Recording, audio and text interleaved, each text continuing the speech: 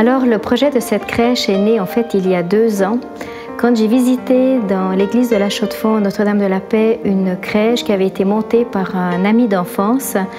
Et quand je suis entrée et que j'ai vu cette crèche de Noël, j'en ai été subjuguée, émerveillée.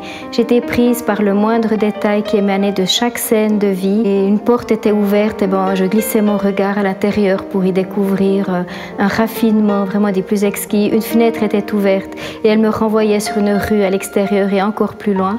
Et ça a été vraiment un moment magique. Je me suis retrouvée hors temps, hors espace. Et à un moment donné, je me suis dit, mais attends, c'est le 27 décembre, où est la nativité, la scène de la nativité? Et c'est là que j'ai dû la chercher. Et puis ensuite, j'ai rencontré cette amie par le fruit du hasard.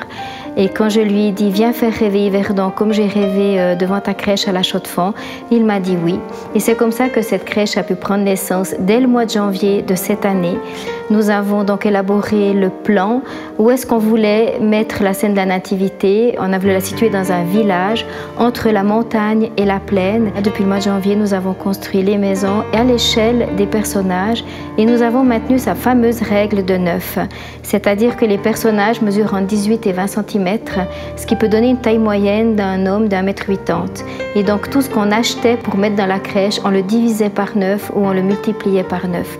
Ne serait-ce que le citron, par exemple, si un citron me mesurait 3 mm, dans la réalité, il me faisait 27 cm. Donc, ce n'était pas possible. Donc, on les a fait avec la pâte Fimo, avec de la terre, avec de l'argile. Et puis, c'est ce qui fait peut-être que cette crèche est touchante, parce qu'on pourrait y vivre. C'est un village où il ferait bon y vivre.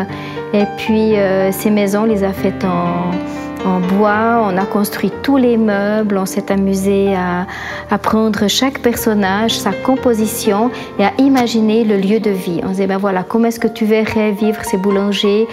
Comment est-ce que tu verrais vivre les joueurs sur une terrasse de la taverne? Tous les éléments de vie ont été construits à partir des personnages et ensuite, ça a pris place dans le village. On a souhaité avoir des rues marchandes, la place du marché.